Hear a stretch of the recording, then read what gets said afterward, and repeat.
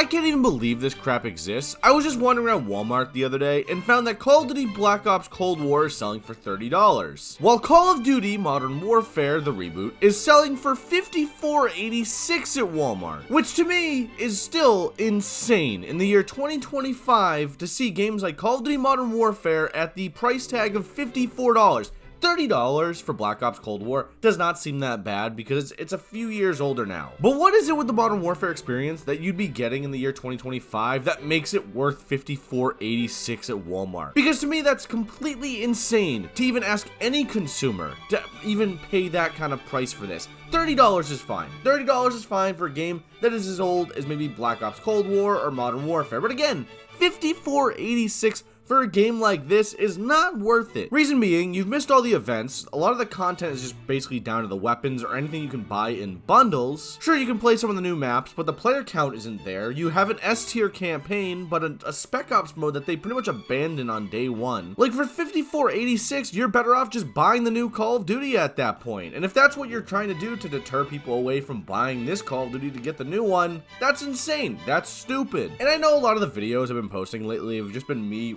ranting about how Call of Duty is just completely ripping off their consumers, but man, if they're gonna give me a free shot at the goal, why not take it? Like, don't get me wrong, I did enjoy Call of Duty Modern Warfare. Yes, I did probably rant and ramble here and there about how maybe things weren't up to par, it was broken or too realistic, whatever, but it's not worth this amount of money in the year 2025. Like, just go down to your local GameStop and you can get the game for cheaper. There's no reason you should be going into Walmart, seeing Call of Duty Modern Warfare, the reboot, for $54.86 and paying that amount of money. That is I will pay you to not do that. No, I won't. I won't do that. And I bring this up again, as I've brought up so many different times with price points, and I would imagine a lot of other games do this, and maybe I should just do some kind of research into what other games are just charging obscene price points for their old games. When the game reaches the end of its lifespan, it should get knocked down about $10 every single year up until a point where it's like just a flat rate of $10, unless it's like, I don't know, Madden, where it should be like $1. Because games like Call of Duty, Madden,